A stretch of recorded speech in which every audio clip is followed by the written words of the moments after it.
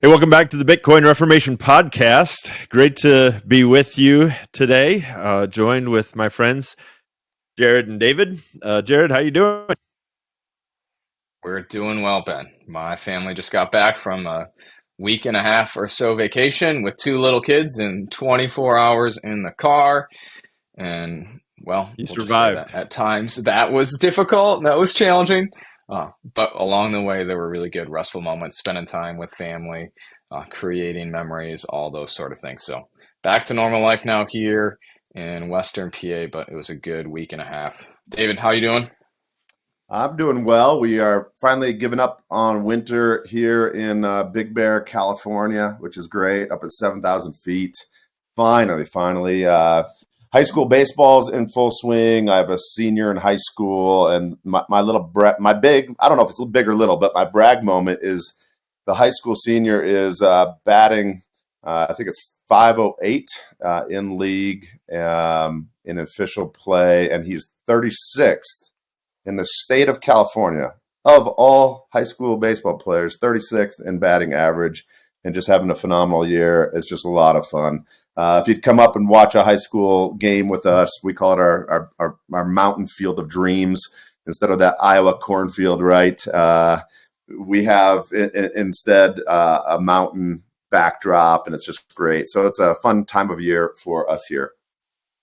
David, I'm so impressed with the sports genes of your kids that you evidently passed on, or Megan did, because Megan. I don't remember necessarily you being this all-star athlete. You Yeah. definitely were more coordinated than I was, but I don't remember you being like the captain of the football team No, or no, the sir. major Negative baseball Ghost Rider, basketball. right? Um, No, I was into cycling as a high school student, cycling and soccer, those two things. Um, so yeah, they get this clearly from Megan's side in spades. Hey, you can at least claim 50%. All right, there There you you go. go. There you go. Yeah, that's What about awesome. what about you, Ben? How are things going over there? Yeah, it's a busy time for the Haupt family. We're it's the season of here's the thing that the Haupts are into, and this is definitely because of my wife. Both of our boys are into theater drama, and so they both been in shows, um, and take that really seriously. And the other little yeah, I guess to follow on your heels brag moment, but in a kind of really dorky dweeby way, is that Aiden, our oldest, recently went to prom, his junior prom, and like a day or two before prom, he gets this email and says, "You've been nominated to the prom court," and he was like, "What?" Um, he's the opposite of a jock.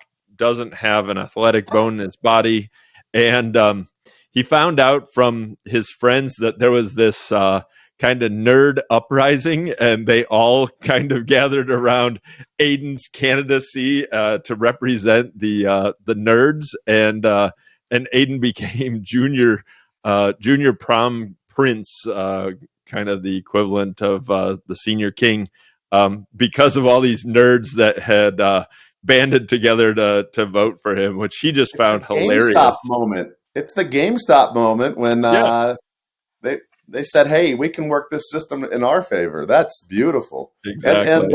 there's a you can say all that, but clearly there's a compliment in there for your boy, a huge compliment. So that's awesome.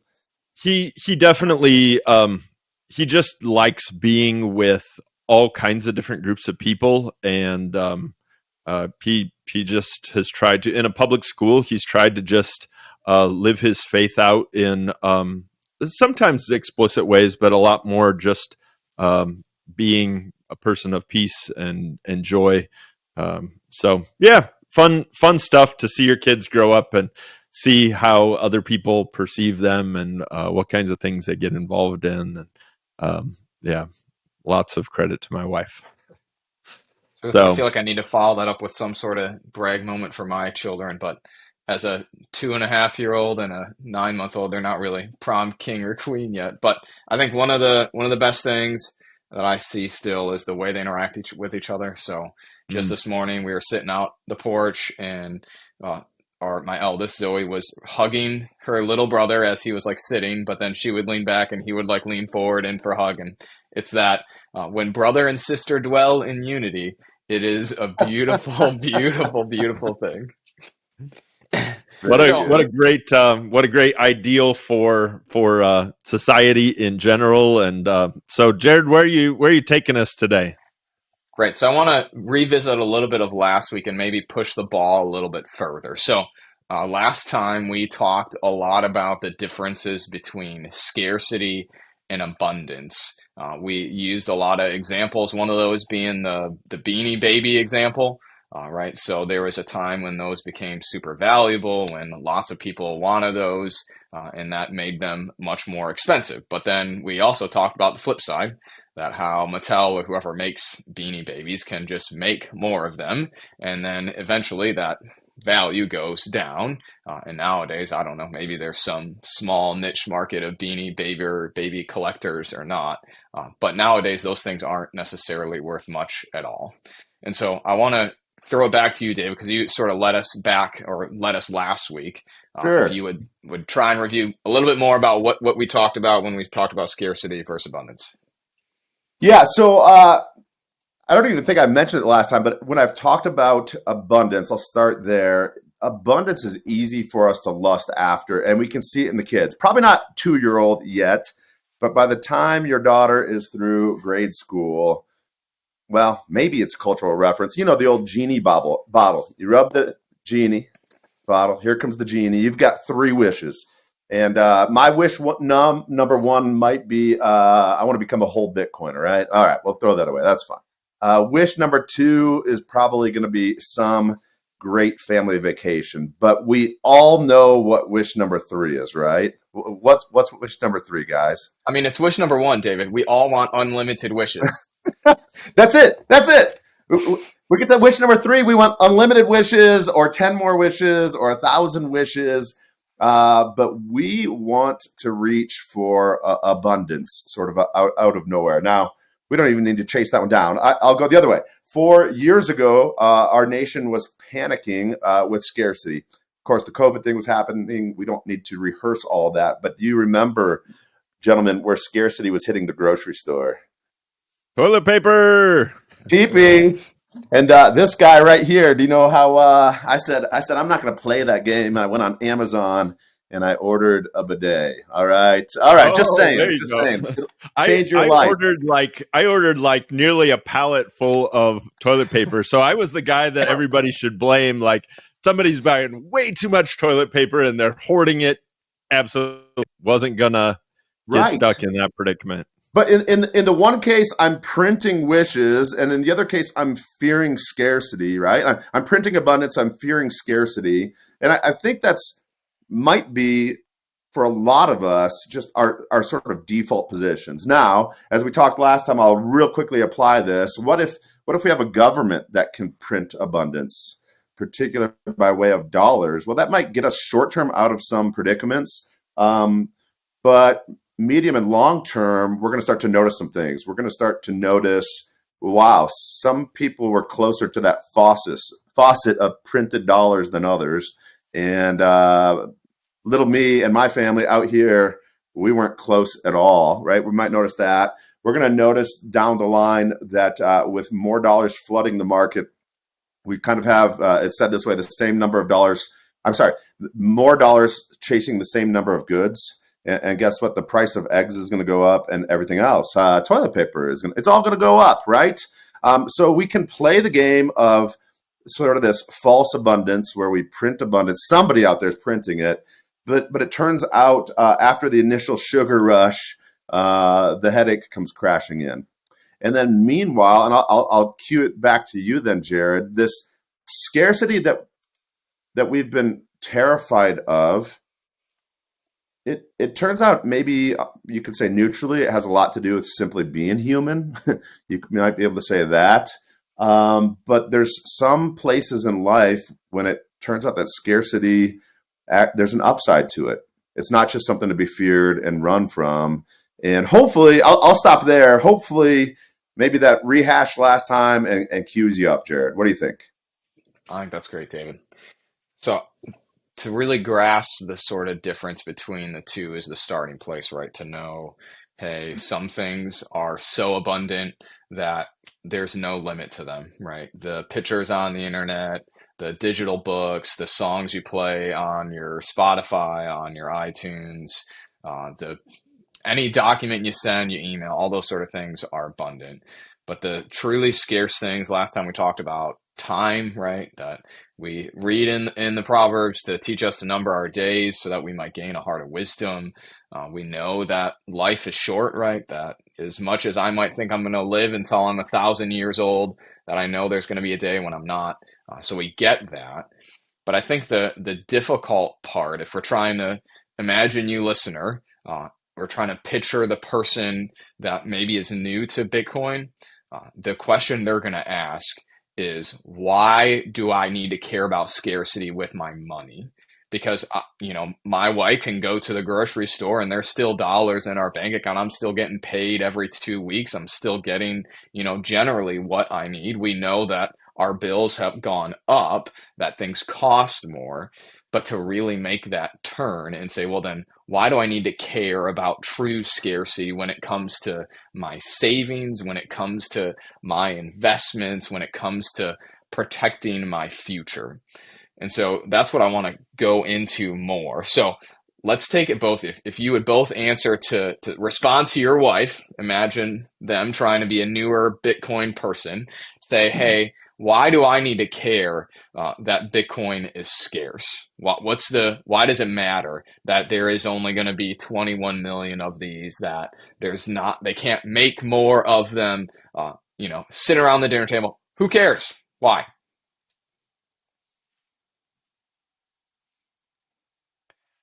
I think All he right, wants you to go first, Ben. I'll take it first. So, first, I love the way that this is put. Explain it to your wife because, hey, at the end of the day, at least in the Haupthaus, I'm the spender.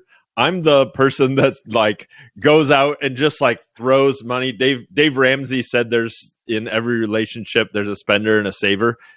My wife has definitely been the saver, and I'm the spender. So I'm ready to spend money on Bitcoin, and she's like, "Now wait a minute, are we just throwing our money away?" And the way that I try to explain it is, okay, for somebody that is a saver like my wife, um, she feels very good when there are dollars in the bank, right? And when Dave Ramsey has this whole thing about like have a rainy day fund, an emergency fund, build it up to 3 months and then to 6 months of your salary so that you have some reserves set aside. So I said, okay, so we have an imaginary number of dollars. Let's just use 100. We have a little bit more in our rainy day fund than that, but let's use a number like this. If you have $100 in your bank account, that's really good, 100 units. But what happens when that 100 units? It used to be able to buy like, it used to be able to buy what a third of a nice decent car. $300 you could get a decent running car back in the 70s, or maybe even 80s, and today, what does $100 get you? A ticket to a concert, maybe, a night out at the movies with your whole family, maybe. Certainly doesn't include babysitting and a meal. And so I helped her to kind of think through, okay, we have these numbers of dollars in our bank account, but they're going down because they're not scarce. And that was a huge kind of aha. Oh, we can't just assume that those $100 will just kind of stay stagnant. They're losing value. And to kind of the flip side is Bitcoin. If you have 100 units, back in the day, if you have 100 Bitcoin, very easy to buy 10 or 15 years ago, but now, if you have 100 Bitcoin, man, you're set for life and then some. So that was how some of our conversation went. I think it's helpful. Obviously, the sort of primary thing, trying to speak to what your wife needs and finds most important. And so even for you listener too, like, we're going to talk about maybe a few of these whys and how we might explain it. But I would be willing to bet that if we would sit down with you and talk with you, we could probably come up with another example too. That there are almost, how about this? There is almost limitless reasons why this is important, even though we're talking about a thing that is actually scarce. That's kind of a beautiful little tension, isn't it? Mm. David, how would you explain it to your wife? Why does it matter that Bitcoin is scarce? Yeah, well, it does do that compare and contrast. I would ask my wife, and I've talked with my wife about this. I talk with the kids about this. It's great. My kids are having conversations about the philosophy of money, although we don't call it that, about the mechanics of money, the whole fiscal system, monetary system that we're a part of. But I'd ask, is it possible to save $100? And the answer is, like, I suppose yes or no. As you put it, I mean, I can put 100 in the bank and it's still there. Essentially, savings rates are near zero. They're starting to pick up a little bit. But as we've all been experiencing, inflation outstrips any gains that I have with my dollar, even if I'm getting gains. And if I'm getting no gains at all, outflation is slowly melting that dollar and its purchasing power, which is what you were talking about, Ben. And finally, why is that? It's not simply because prices are going up. That's the felt effect, but it's because the value of the dollar is going down. Why so? Because there's just so many more dollars out there. Back to COVID 2020, the first stimulus, I think it was 6 trillion. I think it was that, and maybe shortly thereafter, but the number that was shared was that in an 18-month window of time, 20% of the dollars ever to be in existence were produced. That's an astonishing splash of new dollars out there. And again, when you have more dollars chasing the same goods, it's going to take more of those dollars to go up. So you're after the one good, you're after one of one, but it's being chased by more goods. And so it just melts this dollar. But then you go, as you were sharing, to Bitcoin. Well, let's pretend I got my first wish and I'm a whole coiner, right? I have one of 21 million. It doesn't matter going forward what takes place. I will always have the same proportion of that 20 million whole, which is 1 over 21 million. And then as other people pay attention to Bitcoin and say, wow, there's a system where it's a set fixed number, it's a finite amount, it's therefore scarce. The 21 million is still a big number, but it ultimately has a limit, right? And therefore, anything that has a limit is ultimately scarce. 21 million is a small number when you compare it to the world population, 8 billion, right? So again, it is scarce. If I have my one of 21 million, then as other people look to that and say, wow, there's something I can own where my proportion of the whole will always remain the same. Not so with the US dollar. So I'm going to go own that thing. And as more people want it, it becomes that probably one of the first monetary maxims we learned as a kid was this idea of supply and demand. Fixed supply with increasing demand, that will mean that the value of it, its number, is going to go up. And we've seen that. Like you said, Ben, 10 years ago to get 10 Bitcoin, not a big deal. Just 4 or 5 years ago, one Bitcoin at $8,000 before this moment in time, and now up to 60-some thousand. So for those sort of reasons, it's this fixed amount, whatever proportion you get, you'll always have. That will attract other people, make it more desirous to them also, as their money is melting. Their money is melting down. Prices are, as people say, melting up, right? As they see that, they're going to look for hard assets, and Bitcoin is just an amazing one at that. Again, I think you're tapping on the same sort of things, right? The we call it purchasing power. So if I have $10, what can I buy with my $10? That's my purchasing power.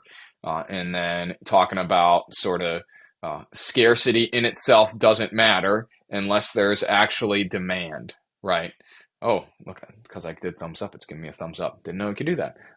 Anyway, so if I'm as long as that demand is there too, right? So we talked briefly about last time. My 2.5-year-old makes a piece of art. It's not going to sell for millions of dollars on some art exchange because probably me, my wife, my parents, and then her other grandparents, and maybe her aunts and uncles find it valuable. But other than that, there's not really a huge audience for it, right? So we got to have that demand too. So I want to show you a few charts here to sort of talk or at least visualize for people who might be visual people here. So let me share this one.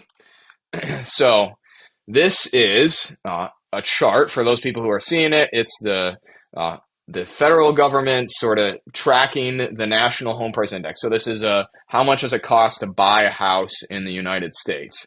And it starts before 1990 and then ends in 2024. And so if you can't see it, I'm assuming around 1985, it's about, what would you say, $50,000-$60,000 for a new house? All right, and now we're in the year 2024, and I mean, generally speaking, it looks about 300,000, right? Hey, Jared, Now, uh-huh. can you make it full screen? Maybe. Let me see if I can. Here we That's go. better. Oh There yeah, we go. that's better. There we go. Is that better? Yeah, maybe start this bit over and I'll clip out. Okay. So just kind of start from as if you just brought it up. Okay. Cool. So I want to show you guys this chart. So for those of you that can see it or can't see it, this is a chart of the national U.S. home price index. So how much does it cost for you if you want to go out and buy a house? And so it starts in the year 1985 and then ends in the year 2024. And if you can't see it, it starts somewhere around $60,000, 1985. So $60,000. It's kind of wild. I think you can buy cars that cost more than that nowadays. And then ends in 2024 somewhere around $300,000 for a new house.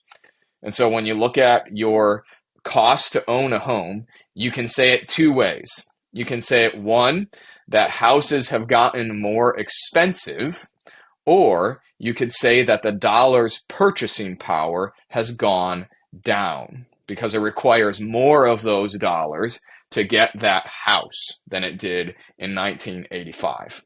And Jared, by the way, our home right here was built right at about the beginning of this chart, right? It was built Mm-hmm. right then.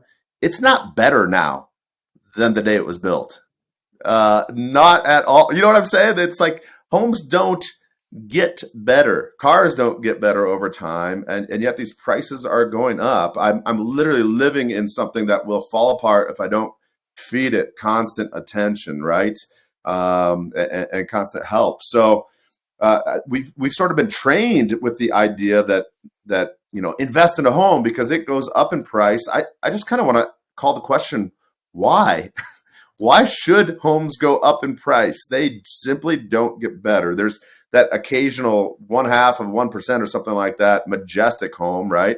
That will be timeless, and people will kind of goo goo gaga over it as they drive by for the rest of its existence. It will be desirable. That's not the house I live in. Beautiful house, but that's not it. So all the more strange. Like, test that narrative. I'd say to the readers, like, we've accepted that prices go up. We think of that as a solid investment. Now they've gone up so quickly that we worry about our children, honestly, right? But why any of that? And so this is one. Let me show you another one. If I can get back to it. Here we go. So this is the average price of bread in a U.S. city average, so cost per pound here. So again, same sort of chart goes a little bit earlier. So what, maybe around 1980, and it's like 50 cents for what? A pound of bread.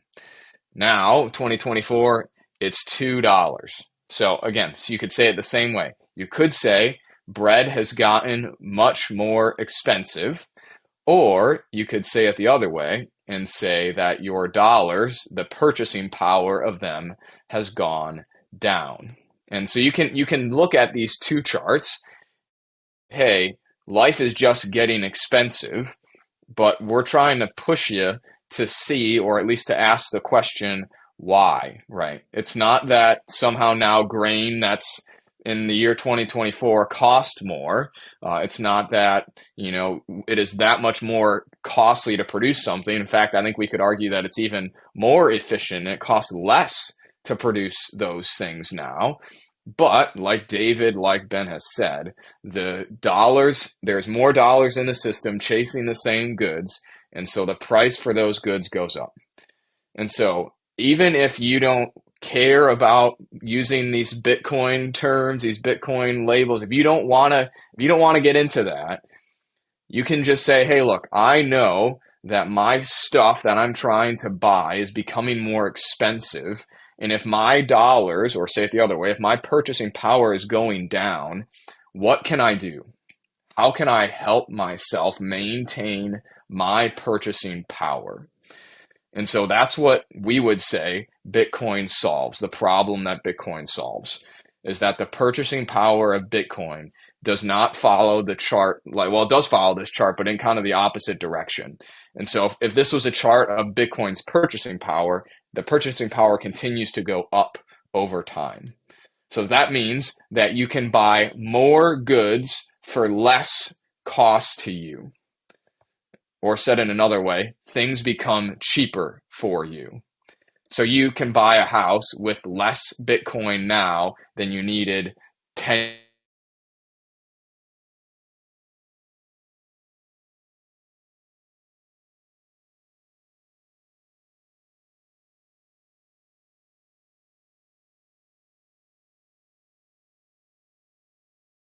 Looks like I'm here and you're here, Ben, but Yep.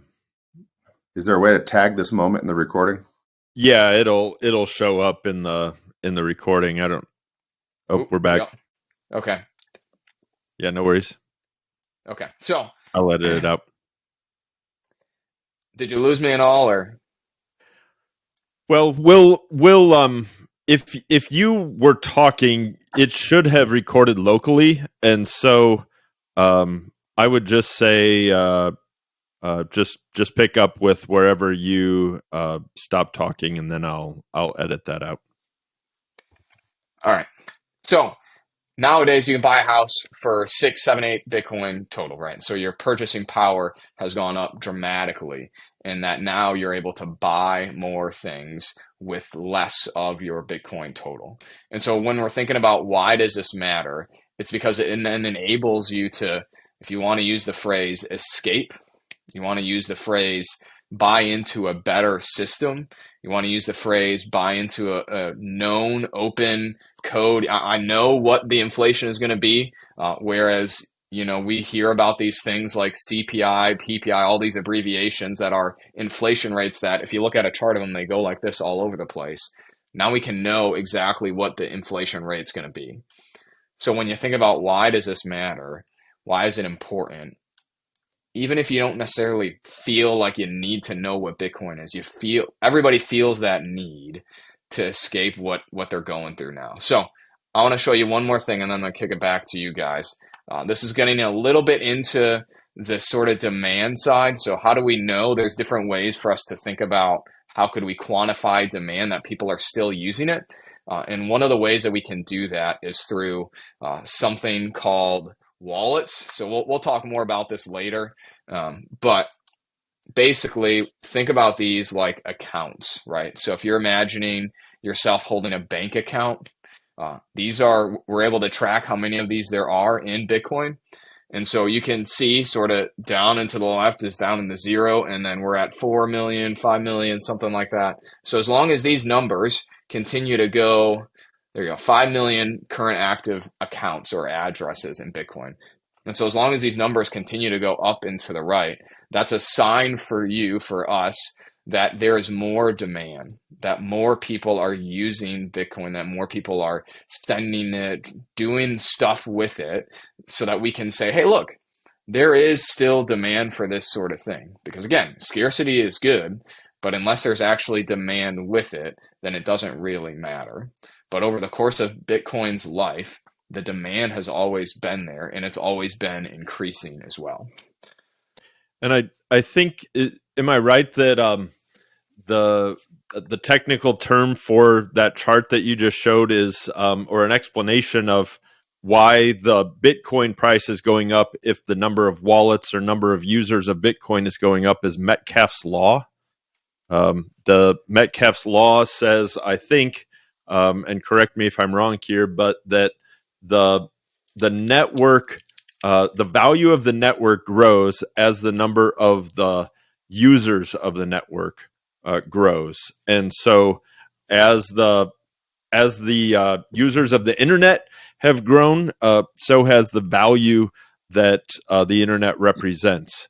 And so same with Bitcoin, as its network continues to grow, as more people get into it, more wallets are created. It'd be interesting to chart that with the ETFs now, because I think that people that have an ETF don't have a wallet, and so we're not able to chart how the network continues to grow with just the wallet number alone. But it certainly kind of illustrates this basic idea that as the network grows, the value of the network grows. And that's I think that's a really relatable thing for people to hear too, right? So you think about things like smartphones, but the example I love to think about is, remember way back, maybe this makes me sound dated now, but the Zune music player, do you guys remember those, right? So back when Apple made an iPod Classic, had a little nice wheel on it and a nice square screen here, and you could store, I don't know, I think I had an 80 gigabyte Oh man, iPod nice. Classic, super cool, had a real headphone jack in it, all that sort of stuff. But back then, Microsoft made a Zune player as well. And that was like maybe that was cool or countercultural to have a Microsoft music player. But eventually, Apple sort of just took over the market of music players, portable music players. And so all these other smaller companies, they kind of got crowded out, if you will. And so the market size of Apple continued to grow, and it became unreasonable, unprofitable, not really worth it for these other companies to continue to make these music players, because Apple had captured so much of the market share. And so when you think about Bitcoin too, today, sure, it's what, 1.5 trillion or so total market cap. It's relatively small in the grand scheme of currency or of saving, but for a network that is pitching itself as a global, as a universal store of value, it has great potential too. And so I would say that as we think about why we're doing this, it's hey, there's still time for you, listener, to get into this, right? That it's not oh well, I can't buy one whole thing, so it's too late, and I just need to wait for the next big thing, or that I have to wait until it goes down X amount or whatever. That we're trying to offer, hey, look, this is just in the early innings. That if it really is going to do what we think it's going to do, what it's been designed to do, that this thing that is scarce, that there's great need for, that there's great demand for, is just getting started too. And so that's why we're trying to invite you along. That's why we're trying to have you come along with us in this. Now I'm thinking back to when I was starting on my own journey. A conversation like this would have been wildly helpful, and I'm hoping that this is helpful to folks as they consider scarcity, a fixed supply of an asset, versus nearly every national currency is actively being debased right now. And by debased, I mean, I'm going back to that rubbing the genie bottle and now wishing for 1,000 more wishes. Somebody is there printing dollars, so to speak, one way or the other. Some nations are debasing more quickly than others. It serves probably the government. It serves some people kind of close to the printer or close to the faucet. But the average citizen, long run, it never, ever serves. And we can chase this back to the Roman Empire and coin clipping and all that. So despite all that, a great conversation about scarcity. But if I were in the seat of our listeners beginning on the journey, and if I think back to the beginning of my journey, it was at a moment like this when a flood of other questions came in. So I actually just want to kind of stop and acknowledge that.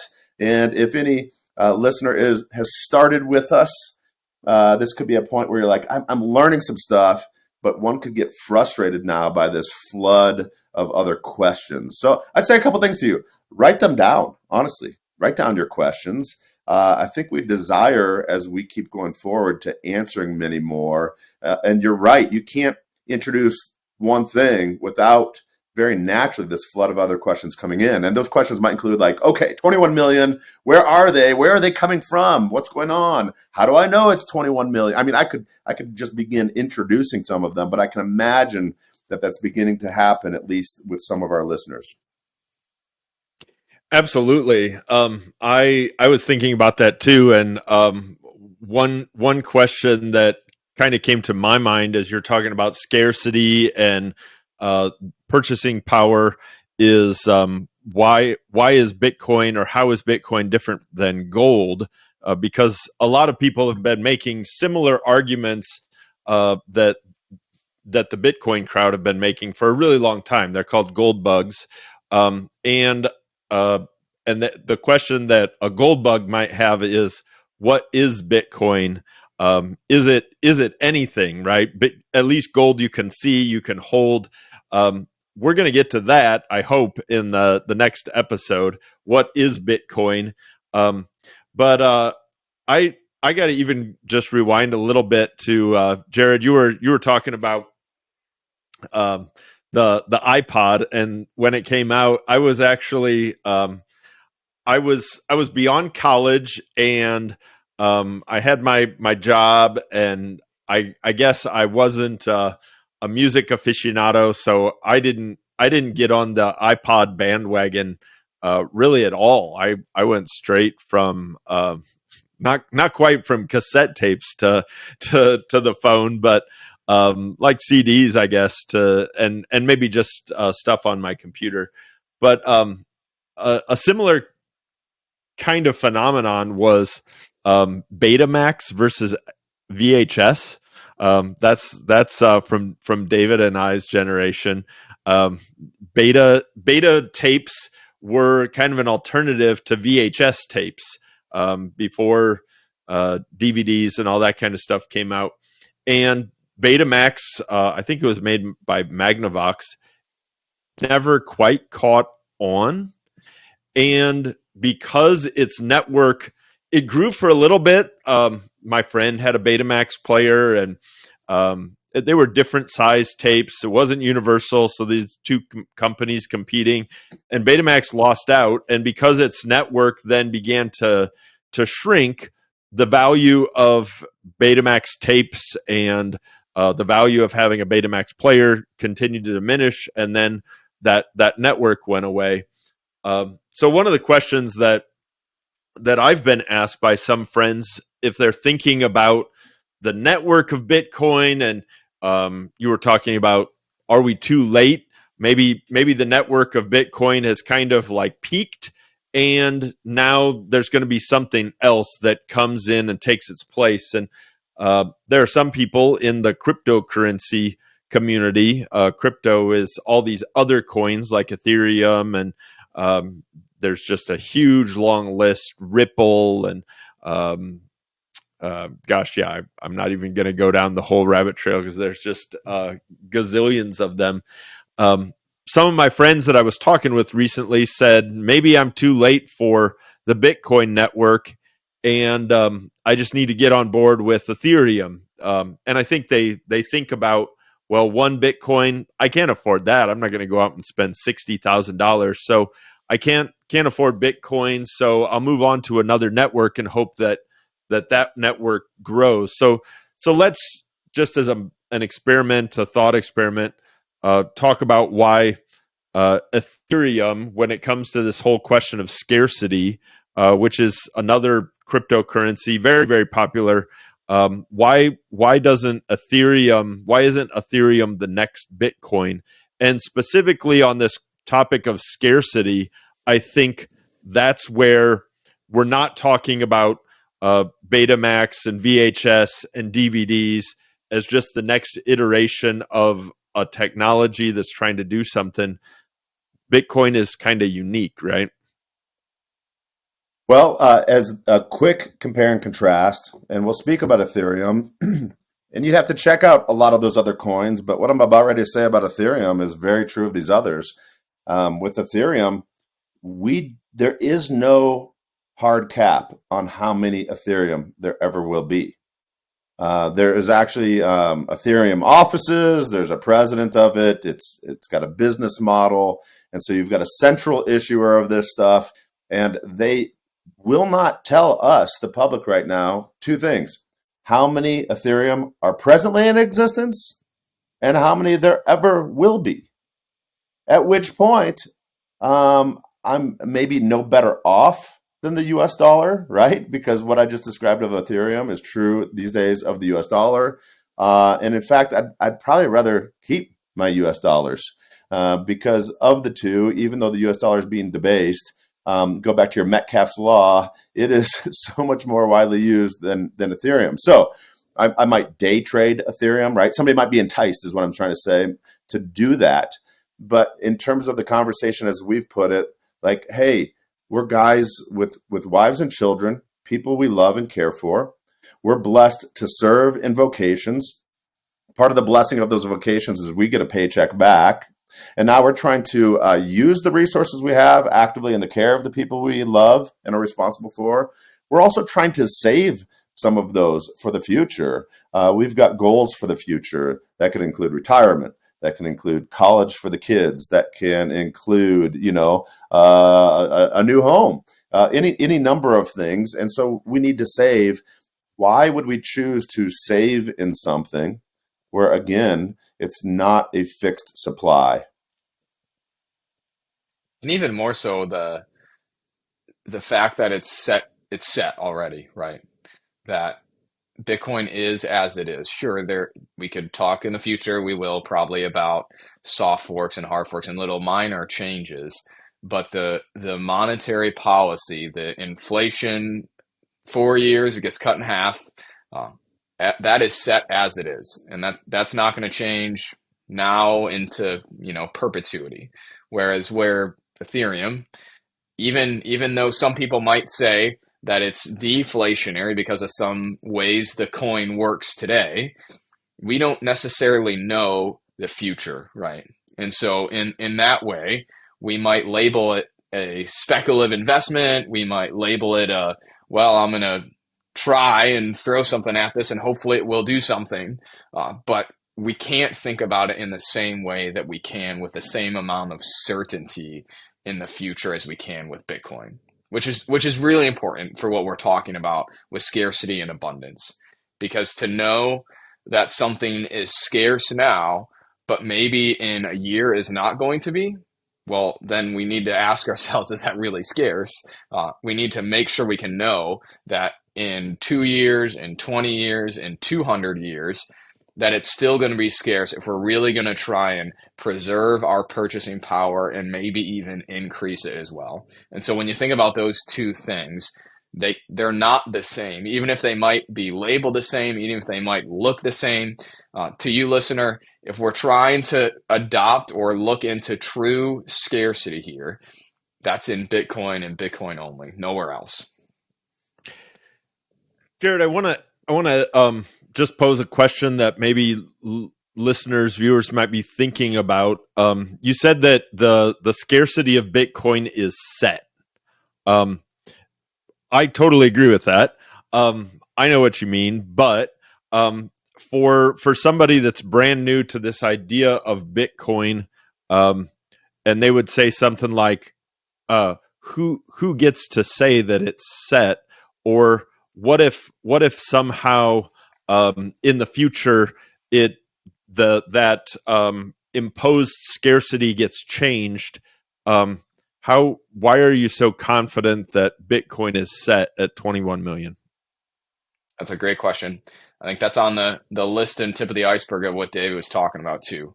And it's one where we could talk for hours about this, listener, too, that there are so many different nuances. There are so many things to go down, if you will, to answer it. But I think the sort of simple, most basic, at least in my mind, is that there are people who store the history of this Bitcoin, the history of every single time someone sent it to someone else.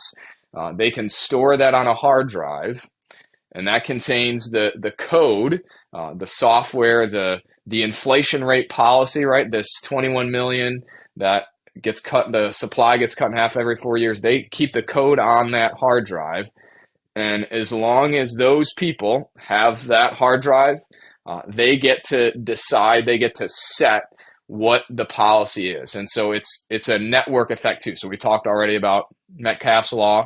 And so I have one of those. David has one of those. We're trying to get Ben to have one of those. But there are thousands of these across the world. And in a way, it forms what we might call consensus, right?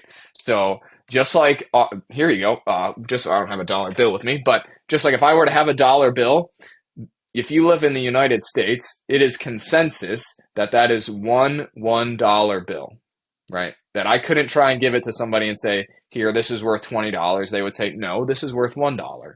In the same way, the Bitcoin network, all the people together who have these little, we call them nodes, the history of the blockchain, they have the code on it.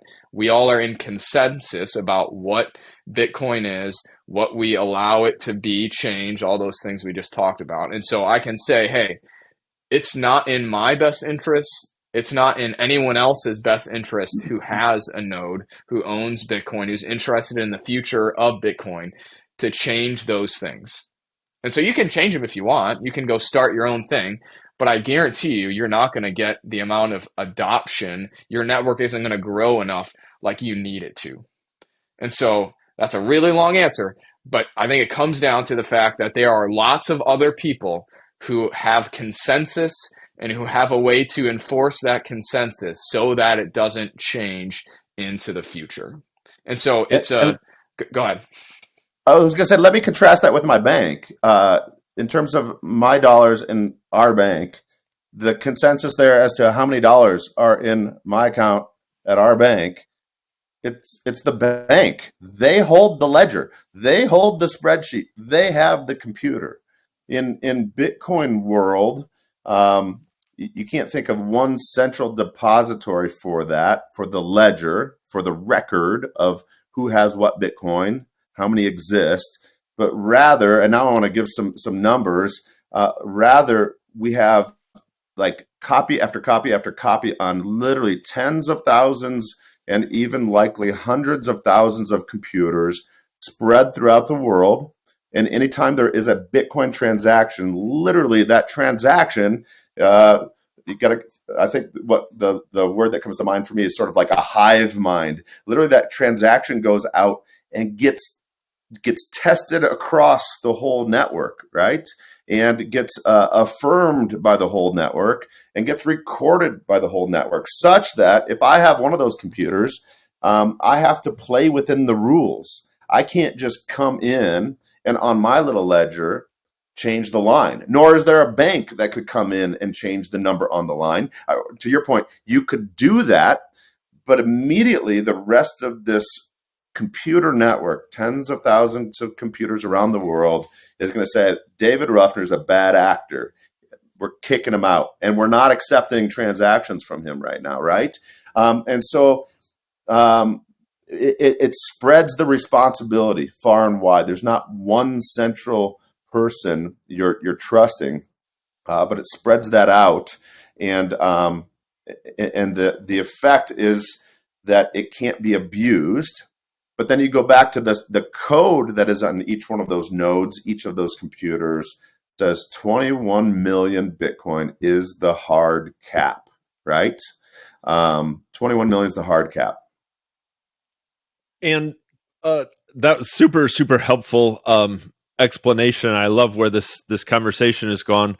One question that came to my mind is, so what if somebody else creates something very similar to Bitcoin, imposes a scarcity, and starts a different coin? Let's just, for hypothetical purposes, call it Litecoin. Um, Litecoin was actually a project. A guy named Charlie Lee started. He took the Bitcoin code, and instead of 21 million, he said, let's call Litecoin the silver, to Bitcoin being the gold. And so we're going to have more Litecoin than there are Bitcoin. Let's say there's going to only be 84 million Bitcoin, or sorry, 84 million Litecoin. So it's kind of an experiment, and so the question is has Litecoin continued to stay at basically a fourth of the price of Bitcoin as it's gone along?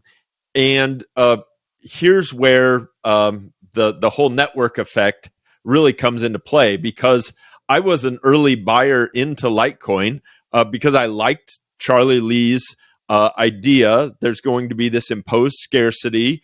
It's a little bit cheaper than Bitcoin. Here was the problem, though. So I bought some Litecoin in 2016, 2017 at the high. In like December of 2017, Charlie Lee came out and said, I'm going to sell all of my Litecoin. And he tanked the price and essentially killed the project.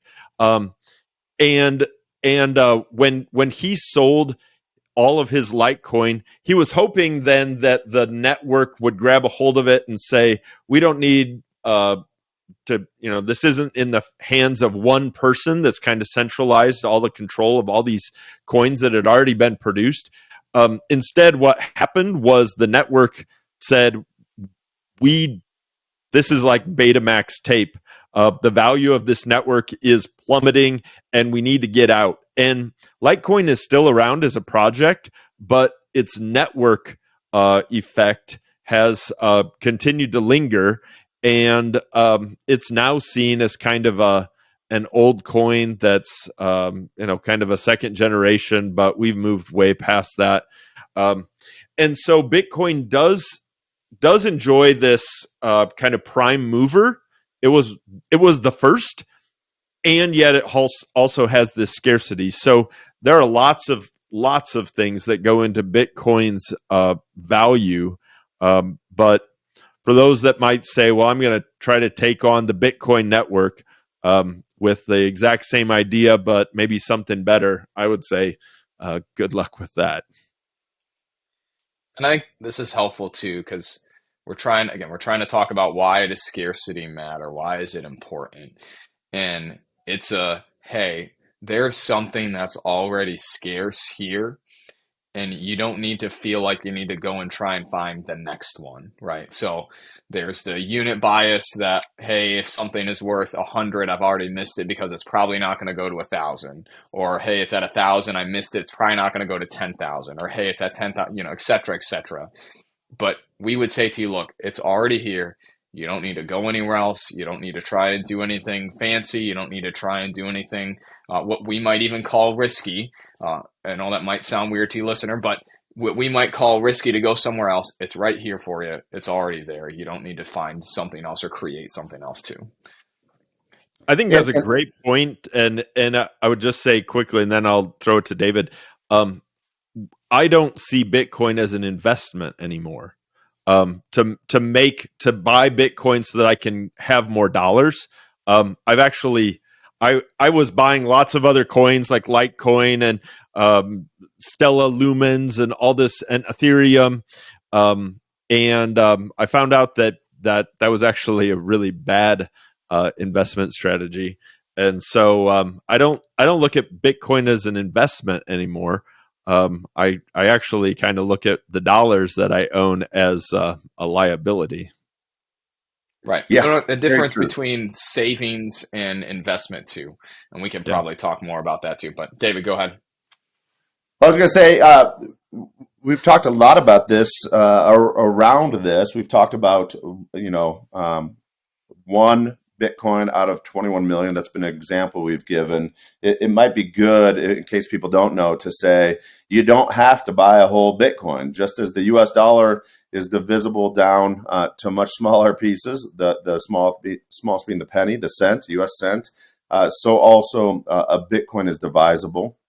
It turns out it's just divisible, way more divisible. So right now, as we're recording, Bitcoin's a little over 61,000, 62,000. But nobody has to say, "Well, I don't have that," because I don't have that, right? And I don't think anybody around this podcast has that. You can buy much less. Again, it's just the idea of kind of trading in. So how about that? Instead of buying, you're trading in US dollars, which are melting, and you're getting some portion of the Bitcoin network, whatever portion you got, never to be diluted. And that's just it. You're buying into a network that more and more people are turning to, because they're saying, I can't have my hard work. I can't have my savings. I can't have the hopes that I have for things I want to accomplish in the future for me and my loved ones and my neighbors. I can't have that stuff melt out from underneath me. I need to turn towards something that's honest, just this, much more honest, right? Where what I buy today, the proportion of the whole will always remain the same. That might be a really small portion of the whole, right? $5 worth, $50 worth, $500 worth, or it could be more. But I'm gonna exchange this melting ice cube for something that's much more solid and has staying power. So the good news is, in the moment, I've got staying power. The better news, though, is that more and more people are going to turn to this very thing. And as more and more people turn to it, the value of each piece and part will become more valuable, that the purchasing power will increase. And it goes all the way back to where we began. Why? Because of fixed scarcity, right? Fixed scarcity in this case turns out to be something that's really helpful, really awesome when it comes to people like us, which is to say all people, and how we store our hard work for the future. Almost feels like that's a great place to stop. But I want to throw one more question to you because if you have heard of Bitcoin, if you go look at any chart of the past price, I think the first question you're going to say is, all right, guys, you're talking about this sort of store of value, this sort of safe thing, but I'm going to go look at this thing and it goes up and down like crazy. I mean, this is, I was talking to my father-in-law this past week, just to be real, he said, "You have balls to buy this thing because of how much it goes up and down." He says, "I don't have those. I can't do that." And so, if you're going to think about scarcity and supply, I think we have to at least talk about, we have to address the sort of, hey, if that's true, then how come price just doesn't go in a straight line from $0 to 10 million? Why is it so volatile? How do we help our listener maybe at least answer their or get their feet wet into answering that sort of question? I want to offer something there real quickly then. Jared, you've got the 2-year-old, you've got the baby, right? There Hmm. is no path forward when one is when something is in the act of becoming, right? When a child is going from a minute old or a day old or a month old and completely dependent on mom and dad, right? To where my kids are and Ben's kids are, where we're in the high school years, junior high, high school, college is here and coming soon. There's growth, and there's no way to do that growth with a whole lot of up and down, right? Literal volatility, right? That toddler, I guarantee your toddler has more skin, knees, and elbows and forehead than you and your wife, right? And yet then we can go to the other end of life, and there is a slow and steady decline. Jared's a much younger man than Ben and I. Ben and I are in our 40s. We've known each other for a long time. Got to see him recently. Great to see him. We're managing the decline pretty well, people, but let there be no doubt, like, we're managing decline. The US dollar is in decline. Bitcoin is volatile, but I would ask you to look beyond the momentary volatility, rewind any amount of 4 or 8 years, and come forward and say it has been volatile, but on the whole, where has it been trending, right? Now, past results don't equal future promises. That's true. So we'd have to talk, why has it been trending that way? Is it reasonable to think it will continue to go that way in the future? But nevertheless, I would want to give somebody that sort of idea of the toddler truly in ascendancy in terms of life and vitality, yet very volatile, right? Versus the adult life that I'm living, which looks a lot less volatile, but let there be no doubt, managed decline. I'm going to answer in a very different way, and I'm going to do so. I totally agree. I love what you said, David. But to come at it from a different angle, I can't get into Bitcoin because it's too volatile. Is to talk about the time that we're in, like the time in history, and this book right here. So I arranged my library basically for this podcast so that I could eventually do this. So someday we'll talk about Hayek, and we'll talk about some of my Bitcoin books up here. But this book right here is called The Fourth Turning. The Fourth Turning by Bill Strauss and Neil Howe. They said that basically every 100 years, they call that a seculum, from the Roman or Latin word cyculum, where we get our word cycle. It was defined as basically 80 to 100 years, roughly a person's lifespan, or the span of 4 generations. And what Strauss and Howe say is that sometime in the 2005 to 2010, they wrote this book in the 90s, early 90s, 91, I think. They said that sometime around 2005 to 2010, we're going to hit what's called the fourth turning. And for the next 20 to 25 years, we're going to be in, are you ready for it? They said we're going to be in a very volatile time. So Strauss and Howe say it. I think one way to answer the question of should I get into Bitcoin because it's so volatile is actually to stop and say, yes, it is volatile. Why? Because we're in a volatile time in history. And the real problem, and they say this, that over the last several cycula,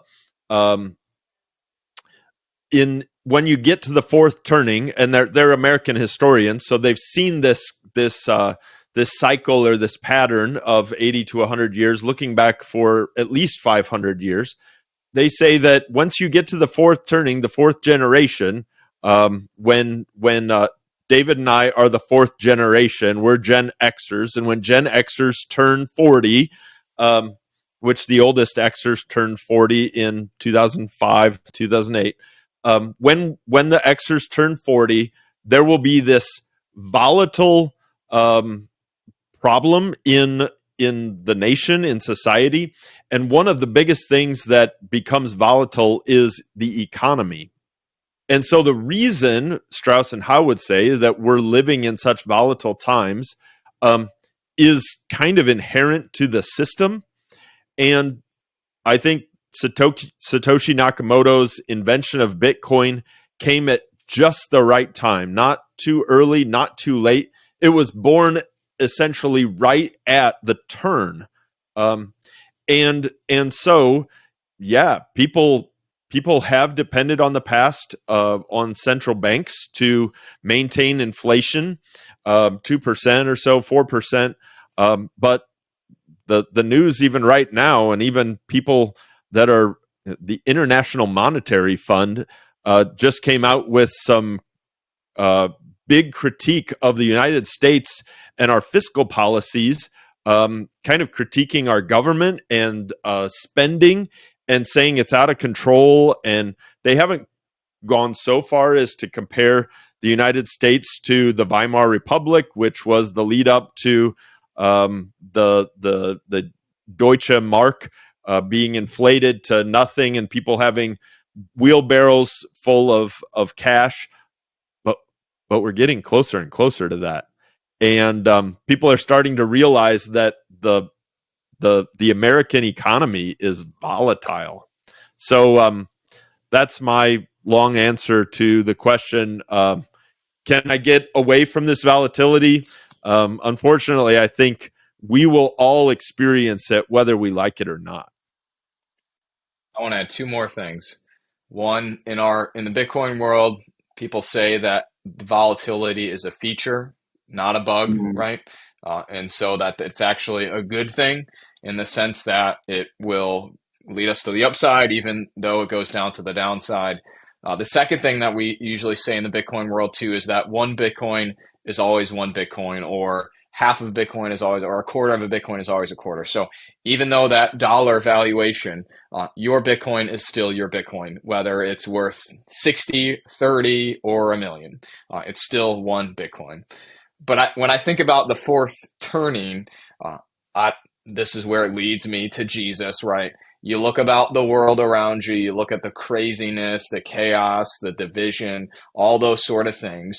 As much as Bitcoin is truly scarce, as much as we know that it's going to generally be the same, us three pastors can't talk about change, talk about craziness without talking about how Jesus Christ is the same yesterday, today, and forever, right? That there's nothing that is going to change who he was, what he did for you, listener, and what he is going to be in the future too. And so as much as we want to talk about changing the money, we have a Savior, we have a Lord who has changed the world and who is still the same today, giving to you, listener, abundant peace, abundant joy, abundant faith and trust in him that you can't find, that you can't get anywhere else, no matter how much the world around you changes. So I think we got to go there. We have to talk about that because ultimately that's what we're about. That's what we love the most. And I think that's what we'd ultimately want you, listener, to have too.